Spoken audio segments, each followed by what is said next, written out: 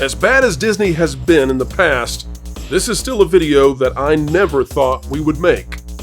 The Walt Disney Company appears to be financially benefiting and also benefiting the careers of those who profess a very specific religious belief.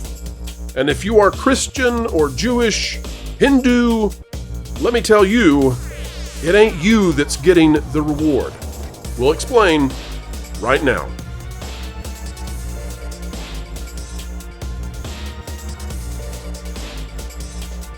Hello folks, and welcome back to another video of pure excellence here on the Pro Channel.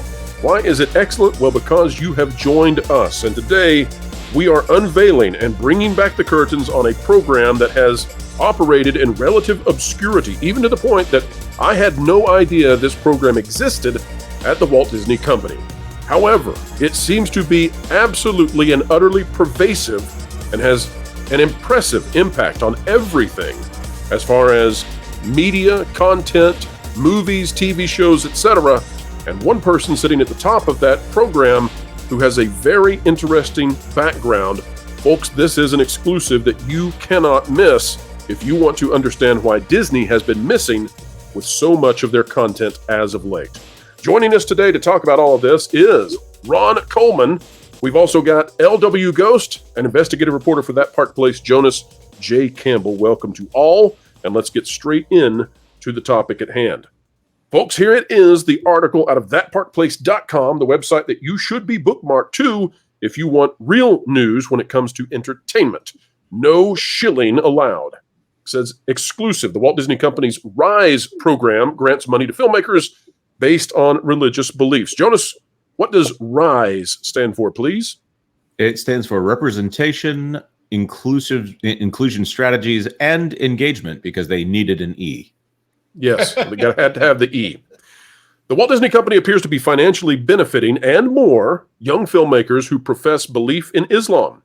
It's part of a little-known program within the company called RISE, and it's led by someone with an interesting background. ThatParkPlace.com was sent a tip by a reader that has turned out to be quite the interesting situation for the Disney Company. According to information we've received, Disney may be acting in a way that could reasonably be considered stifling to those of Christian, Jewish, and other religious beliefs. It all comes down to a program that is awarding significant funds and assistance to those who profess Islam as their worldview. While at first we were stunned to even consider that this was real, it turns out it is real and publicly available for us to confirm. In fact, Disney even put out their own statement about it. And folks, just to show you how publicly available this was, even though we didn't know about it, this is an article out of The Hollywood Reporter, and it's from February 27th of this year. Sundance Institute, Disney reveal first Muslim Artist Fellowship cohort. And folks, you're going to notice in this image that these individuals are not probably of the same ethnicities. And that's because Muslim is not a statement of ethnicity. It's a statement of religious belief, of worldview.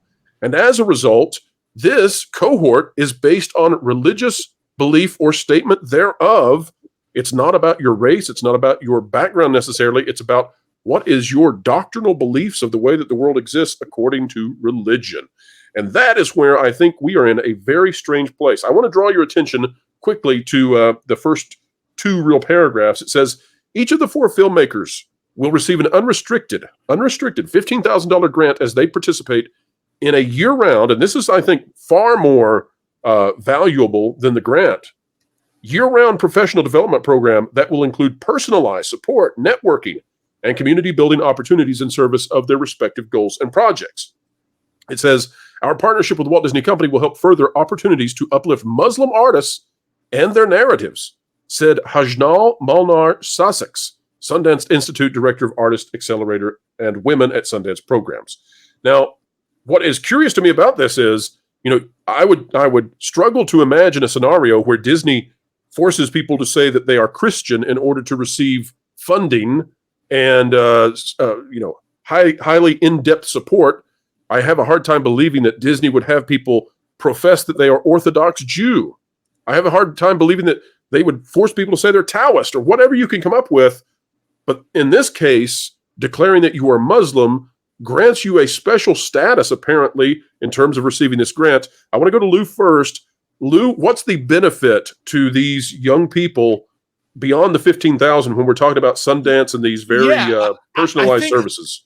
a lot of people out there have heard of the Sundance Festival or seen stories about films premiering there or getting a first look or making a deal and don't really understand what it is. It started out as a relatively benign, let's recognize new artists who have no other place to get seen by Hollywood. Robert Redford is very deeply involved in it and funding it when it first began and still. But what it's become is a marketplace where you made an independent movie for a relatively low budget without first getting a green light from Disney or Fox or Universal or anybody else. And you show it there to a conclave of people who are in a position to make you a deal to put your movie on the movie screens of America and the world. So it's great to get 15 grand. I'm available for 15 grand, but it's about exposure. It's about giving these works, good, bad, or indifferent, a leg up compared to all the other independent movies from anybody of any ethnicity as far as getting into the big time and getting serious distribution. Right, and the differentiator here is that it's not based on ethnicity; it's based on religious creed.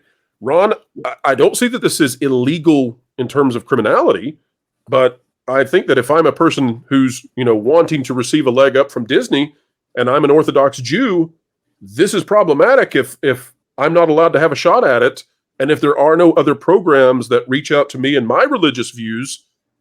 Do I have anything there, or is this just one of those unfair situations? Might be unethical, but there's nothing actionable about it in terms of the law or civil issues. There's a general category outside the realm of employment and housing, which is public accommodations. It is against the law to discriminate in public accommodations on the basis of religious belief. Under federal law and under the law of just about every state, certainly California, any anti-discrimination law that exists federally in California, it's at least as strong, if not stronger. Public accommodation, the concept of a public accommodation has been, shall we say, read expansively for a very long time. Almost since the time it was, the concept was made law in the Civil Rights Act of 1964. And in fact, it's probably a good idea that it is.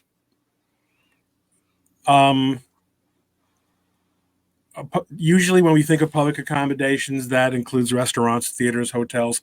Is a contest or a grant program a public accommodation? I can't tell you standing here right now whether or not there's ever been a case, but it sounds like the kind of case I would want to hear a lot more about if someone believed that he had been denied the opportunity to participate in a program by a public company that was only open to members of one religion. I mean, if you have a madrasa or a mosque or a synagogue or a Hebrew school or a Sunday school, etc., and you want to have a program for members of your faith to participate, then that's entirely legal. Nothing wrong with that. But for a public company to do this on the basis of religion sounds like something that would probably be, and I'm assuming here that there is no employment component. Now, if you told me that the people who win these grants have historically been considered for employment opportunities in a way that non-winners are not considered, in other words, 80% of them, 60% of them have been given internships or subsequently hired, whatever the case may be, then you might also be coming on to employment discrimination as well. So there's a lot. There's a lot to work with here. I think. I can't Jonas, tell you. I think that Ron know. is suggesting that we investigate in a particular direction in the future. Just a thought on that. Well, and what you're saying about the difference being it's a public corporation, the analogy I see is to, for example, in recent news and other events, Catholic hospitals being told by government agencies that give money to hospitals that they have to provide abortions or do other things that are against their religious beliefs in order to get the money.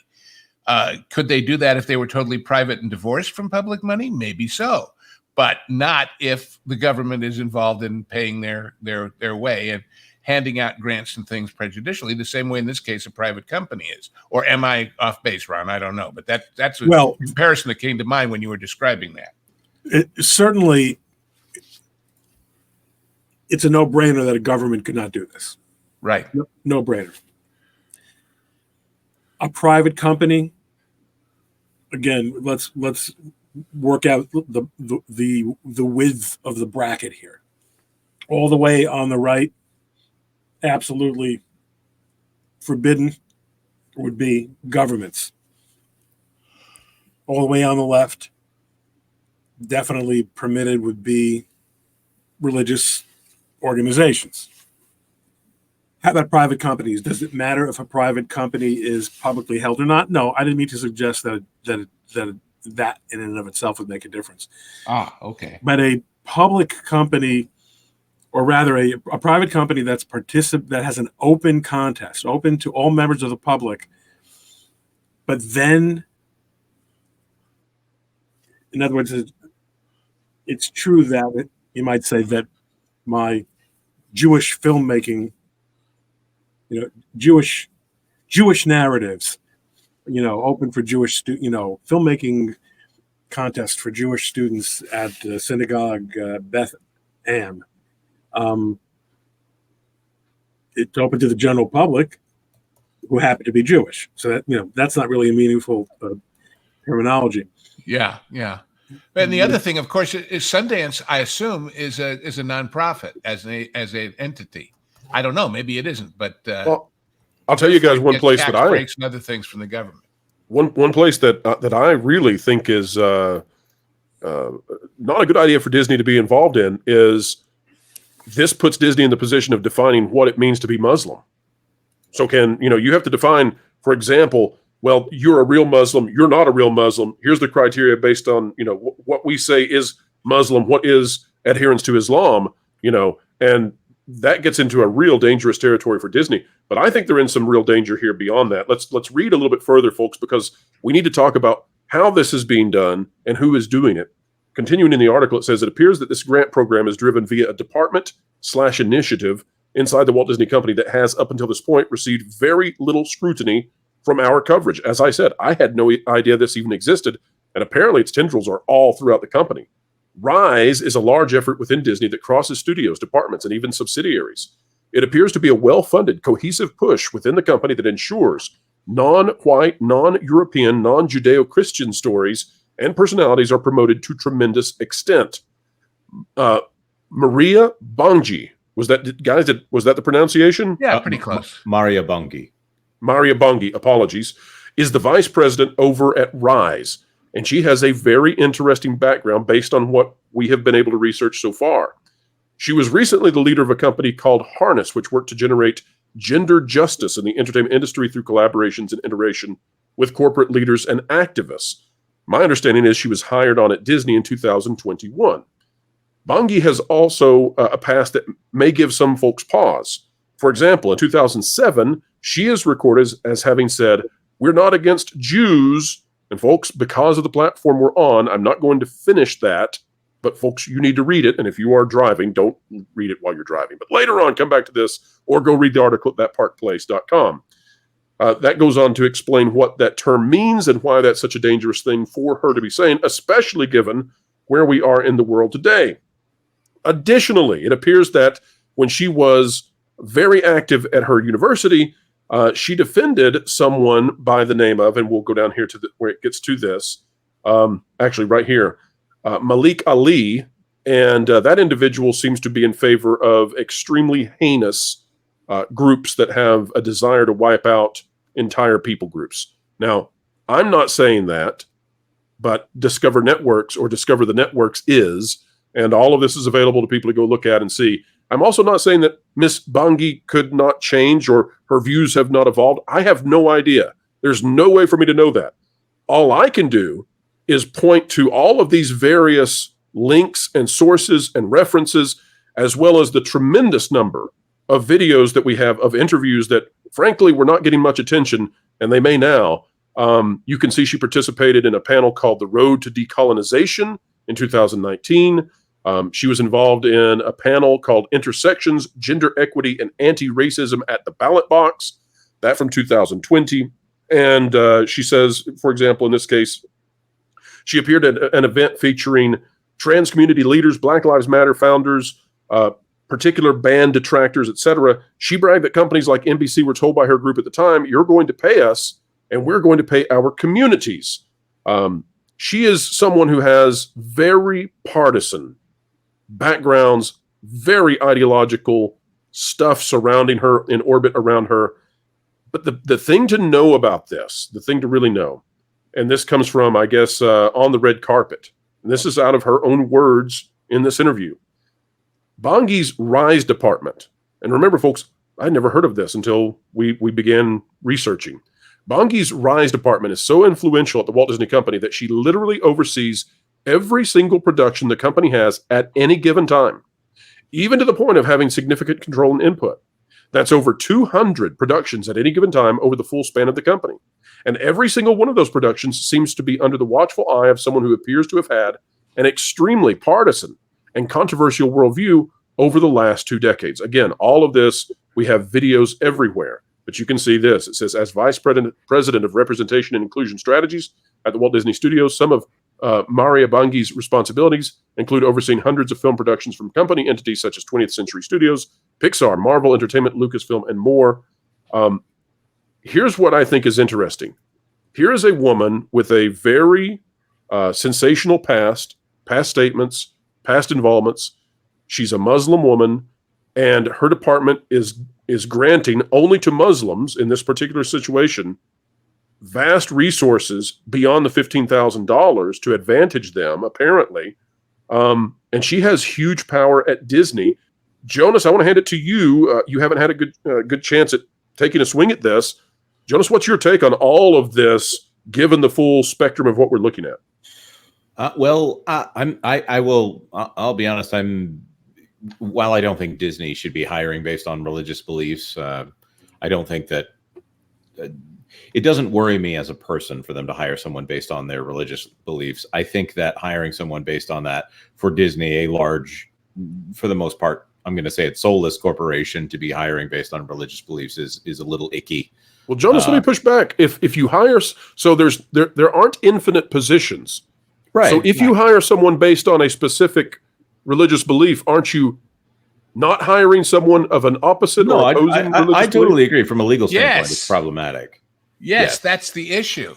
The issue is not that she has control over who they take. She has control over what they reject and who they keep out. The issue that I see in a lot of the groups that she's a part of, and the stances that she would seem to take based on that association, most of those would appear to be on a very specific political worldview that I think is more problematic. That probably wouldn't include most of the people that are of the worldview that she's supposed to be, of the religious view that she's also supposed to be hiring for here. So I think if there are people that are of the same political belief as her and also profess the same faith as her, that is a subsect of a subset here. So does it make sense now, Jonas, why the vast content of Disney has shifted so hard in a particular direction? Does it make sense? Yes. There's a funny thing about Marxists, and that's of course what we're talking about here when we look at organizations like the ones that have been listed here, not the Middle Eastern ones, but the ones that this woman has spoken for. When they bring up things like anti-racism, guess what the solution to racism is? Racism just institutionalized by people that they like.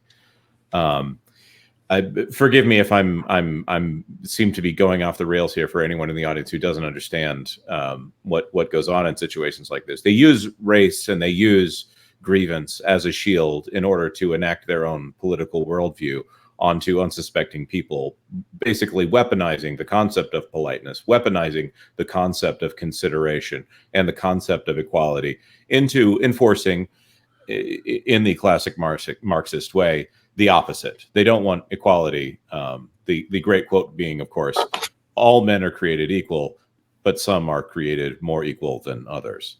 I say I don't have a problem with the religious view.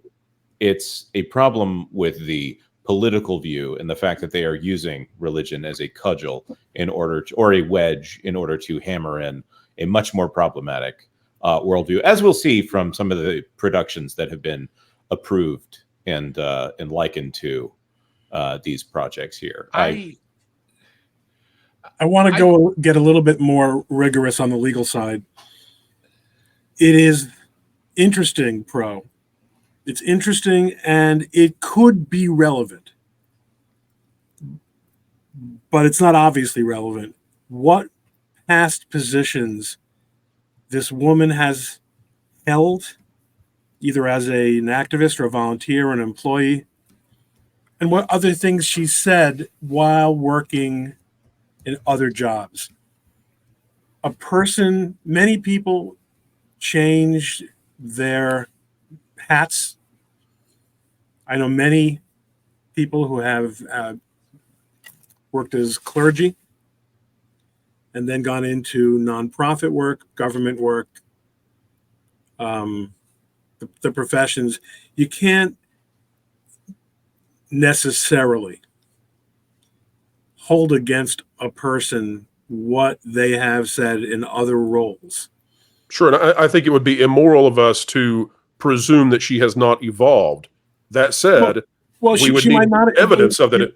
Yes, she may or may not have evolved, but she may have a personal opinion that in her role as a Disney employee, she does not permit to interfere with her work.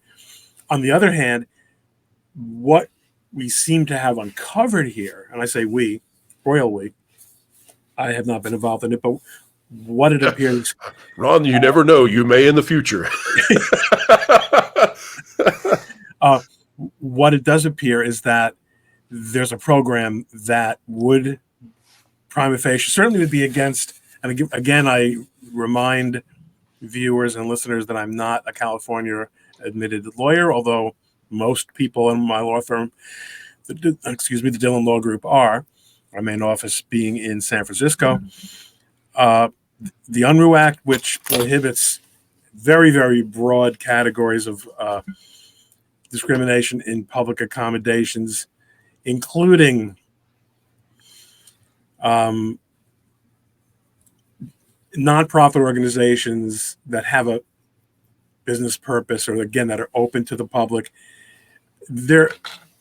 It's hard to imagine that there would not be something to complain about here if this program, the much more interesting question that you guys are asking is to what extent is this person involved in creative and programming decisions at Disney? That may very well not be of any interest to the law. Well, Ron, let me ask you this: does it surprise you at all that they institutionalized this and made it public? That there are press releases bragging about this? I would have thought that an attorney somewhere would have said, "Whoa!" No, it doesn't at all, because it's really important to understand what's going on now. The Overton window has been moved very steadily particularly over the last 18 months in this area. What we have seen going on the college campuses over the last few weeks has been a demonstration by the far left, and the flavor of the month bleep. The flavor of the month is a certain kind of Middle East oriented demonstration or issue. It's only, it can be Antifa, it can be COVID. It really doesn't matter. It could be a Trump's inauguration. It really doesn't matter. The point is, they are showing us what they're prepared to do, what they are prepared to dare the establishment to stop them from getting away with, and what they are not going to be held accountable for doing. It is almost, do you think these 4 films matter to the overall movement? This goes back to Jonas's point. These 4 films don't matter at all. These are garbage little films. They're not going to change the world. What matters is to put this program on the map, legitimize it, drive a stake into the ground, which establishes a new border of what will be acceptable now. Yeah. That is what this is about. So we should not be surprised. The moment that we're at now is increasingly, look what we're doing. What are you going to do about it? We dare you to try. Right. Bob Iger, you're a white man. We dare you to stop us. But we know, by the way, we know that, and Lou, I want to get to you.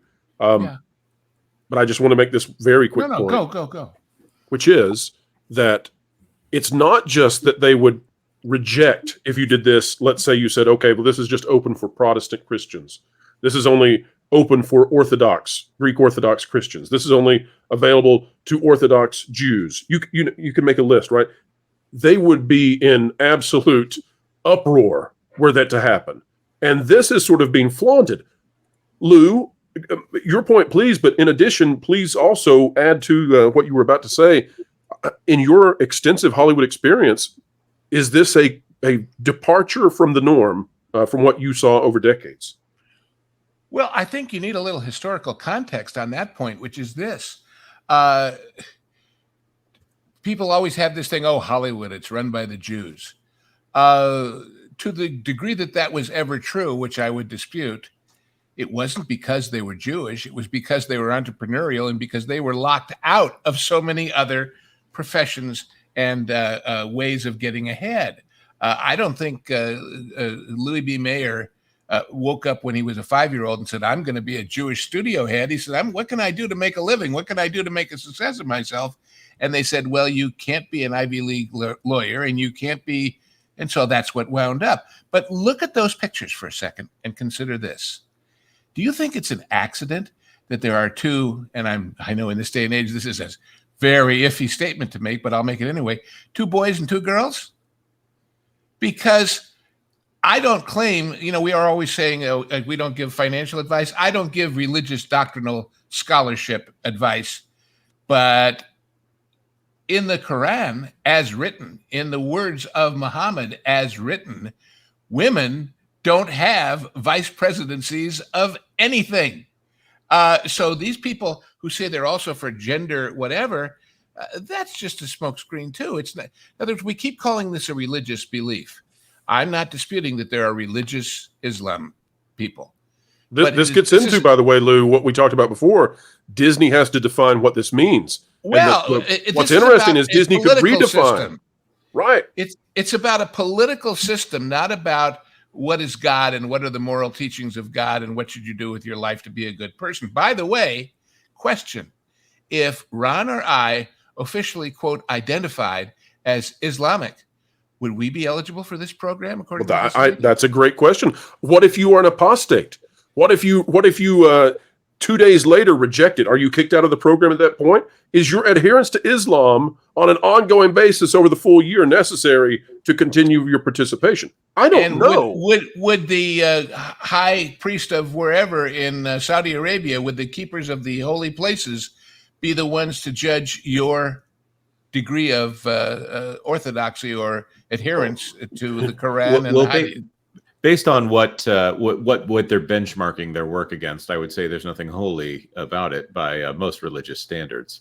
I think, even to quote this woman here in some of her statements, a lot of what she's talking about is lived experience, which is one of those wonderful phrases that is often meant to be a stand-in for that you are of the correct immutable characteristics, but more importantly, the correct political the worldview. left couldn't do it with economics because they can't do economics.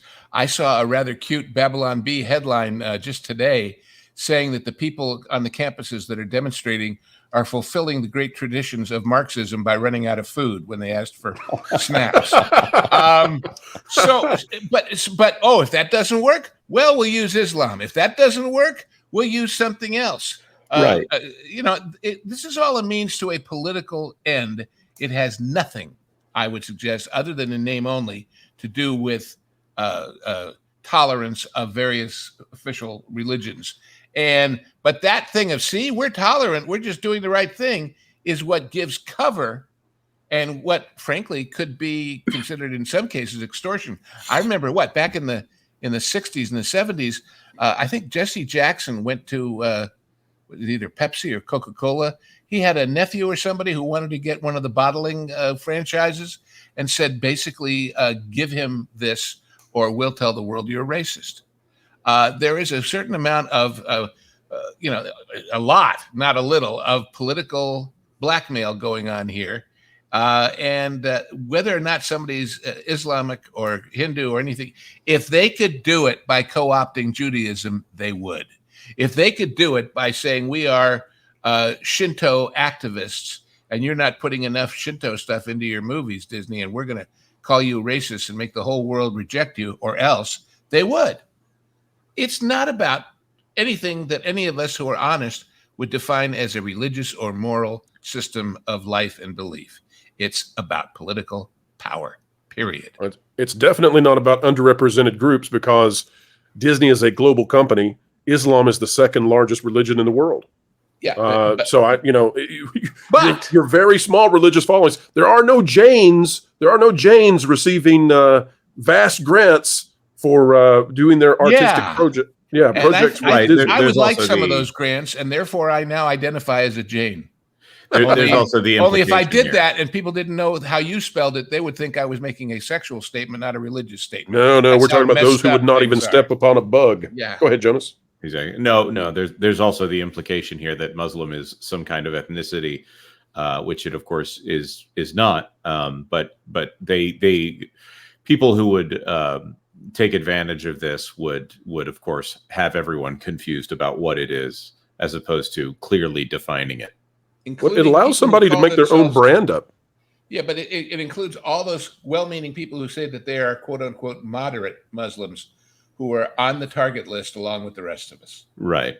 And the thing that we keep not necessarily referencing here, and I've hinted at it a few times, one of the shows or projects that is in this list is benchmarked as being similar to She-Ra and the Princesses of Power, which is an LGBT affirming retelling of the classic. I see. Of the Filmation series, which was about the hot cousin of He-Man. Are you suggesting that She-Ra is an evil queen? No.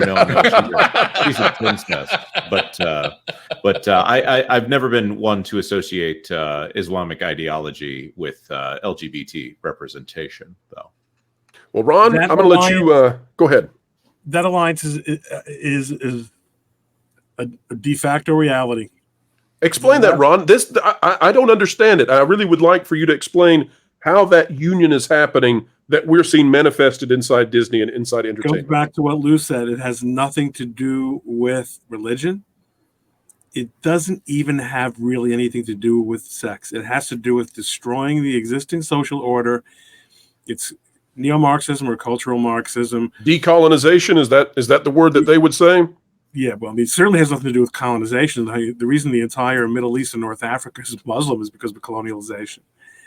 And none of these people in North America is giving up their dwelling places to Native. By the way, I am a Native American. I don't know if you guys know that. I was born in Queens, New York. It's nice to meet you, Mr. Native American. I am a native to America, and it is, but this is a political, and really Lou hit it on the head. It has nothing to do with the issues that are being espoused. It has to do with undermining authority, undermining the existing order, largely by co-opting people who benefit tremendously from the existing order, and really,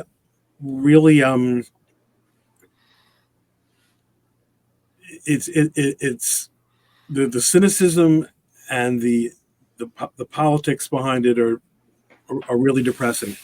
It's great that we're having this discussion, and not because discussions are great. Discussions are great, but this issue, is what Disney's doing here, definitely deserves more attention. I don't know why the Hollywood Reporter story in February didn't get that attention, but maybe this will. Well, I think so, and I think beyond the idea that Mickey Mouse is determining who blasphemes a religion and therefore is outcast, and who is a strident and true follower of Islam, something I never thought Mickey was really qualified to do. Beyond that, though, I think the audience should walk away from this and say, this is the kind of person who is touching every single media product that Disney puts out. Every Lucasfilm project, every Marvel project, according to her, according to Rise, this program, this is the secret program where this person with this ideology, with these beliefs, assuming that she still holds what we have on the article and in those video interviews from just years ago, this is the filter, the prism from which it comes. No, I go back to what Jonas said, though, which is that if she is part of the formula that's making Disney make such bad movies, that's not our problem. Well, that is true. She's furthering the financial decline and demise, in other words, and so so that's a shareholder problem. Shareholders seem to be super comfortable with existing management. So. But let's think about, if you are shareholders. What I said about not only let's hire these people, it's let's not hire and let's not use and let's not make comfortable these other people we don't like for our belief reasons. This is exactly the same power issue, not religious and not really textbook political, as what we read in the D-Files about trying to get the old guys out because they were old fogies who actually give a damn about quality, and we'd rather have all those. Right, and for those of you who don't know what Lou's talking about, that's the eradication of the legacy animators who were geniuses and knew what they were doing by upstart, millennial, and Gen Z, Y, X, whatever it is, animators fresh out of college who thought they knew everything and see the world through their postmodern tribalist viewpoint. What these overreaching Marxist morons never understand is they think, well, we're earning virtue signal brownie points by doing this and letting the world know about it. But the world really didn't know until all this is coming up. Now they will. And what it's also telling, just like with the D-Files, it told all those budding young animators who were dreaming of going to CalArts and getting a job at Disney, maybe I better change my goals because that is not a place that wants to welcome me based on my talent. And maybe I should do it myself, and maybe I should do it somewhere else. And that is why I keep saying in our discussions of Disney and Peltz and the corporation and what'll save it, and that if tomorrow Nelson Peltz was the boss and fired all these people, where do you get the new people? How do you get your reputation back? How do you get people to trust you again? And sowing that kind of distrust in institutions, in companies, in government, that's what these people are all about too, because they're about making the whole system. You know that thing about some people just want to watch the world burn? That's I'm beginning Marxist. to think a lot of people do. Well, but they do because they want to be the ones left standing when it's all burned down, so you have no choice but to run to them. And then they never understand that they're probably not the ones who will be at the very, very teeny tiny top. It'll be somebody else, and they get to join the hell that they've created for everybody else. Well, folks, we have come to the end. I would love to continue this conversation. We could go for an hour or more, but every good thing must come to a stop. More content on the way, though, 3 times daily.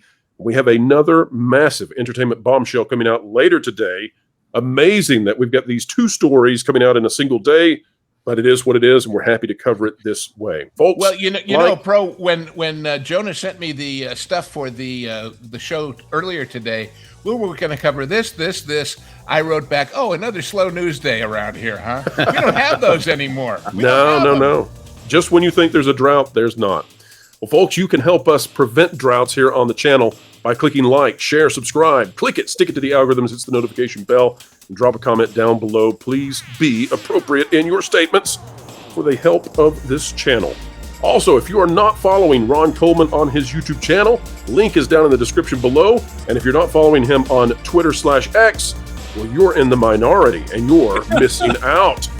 Jonas J. Campbell also has That Park Place, where you can find even more content all about theme parks and all the news that should be fun. And Lou, unfortunately for you and for me, this video was about stuff that, well, isn't very fun, but maybe if we get the word out, we can bring fun back again. Yeah. Folks, we hope you have a great day. TGIF. Be safe out there, wherever you are and whatever you're doing. Keep learning, keep growing, and keep having fun.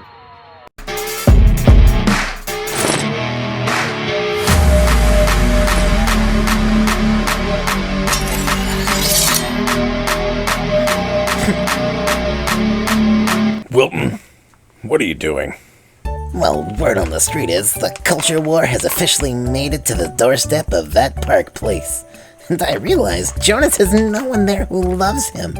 So I thought I should go and protect them. Yeah, okay. You know that's not, how you do this, right? Do what? Fight?